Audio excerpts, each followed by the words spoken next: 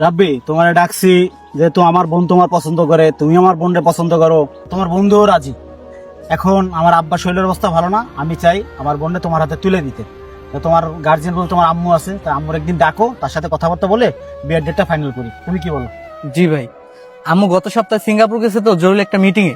আম্মু যদি এই সপ্তাহে আসে তাহলে আমি আপনাকে আর্জেন্ট কথা বলাই দিব।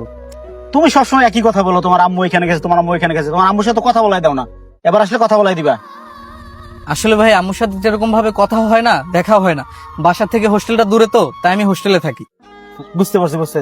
এবার আসলে কিন্তু দেখা করে দিও, ঠিক আছে? যাও তাহলে, আর বাসায় এসো। হ্যাঁ, জি ভাই, আসসালামু আলাইকুম। বুঝলাম।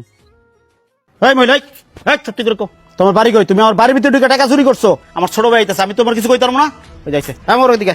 ভাই এই মহিলা যায় কে? আরে এই মহিলা আমার রুমে ঢুকে 1 লাখ টাকা চুরি করছে, তুই মহিলা চিনোস? কি টাকা চুরি করছে? এই মহিলা তো আমার আজকে সারাদিন ফলো করছে, দিন শেষে আমার পাশে ধরে আয়া পড়ছে। কি কস, তোর সারাদিন ফলো করছে? এত টাকার দলের সদস্য মনে হয়, বাড়ির ভিতরে ঢুকে টাকা চুরি করছে। দাঁড়া, এই পোটলা খুলতে পাওয়া যাবো। কি কও? এই দেখ, এই যে আমি মিছে কথা বলছি, এই দেখ, এই পুরো 1 লাখ টাকা? রাব্বি, তুমি তো কদিন পর আমাদের আত্মীয় হবা, কত মহিলার সাথে কি করা যায়? ভাই গরিব মানুষ, ছাইরা দেন। না না না, পুরো 1 লাখ টাকা চুরি করছে।